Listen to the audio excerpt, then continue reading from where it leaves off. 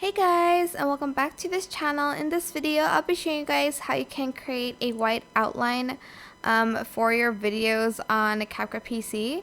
So now you can actually just easily do it using the cutout feature. I'll show you real quick. Copy and paste. Go to video, go to cutout, and select the auto cutout section. Then you're just going to select whichever one you want to add to your videos. They have the straight one, the solid, offset, dotted. They have paper as well, but those are pro features, like so. You can adjust the size, spacing, and even the color of it as well. But before this existed, what I did was I copy and pasted these cutout, and on the one behind, I scaled it up a little bit. I went to adjustments, and I just turned on the saturation and turned everything almost all the way up, like so, except for that one. Then I basically right click, create compound clip. If that wasn't light enough, I just go back in with the contrast here.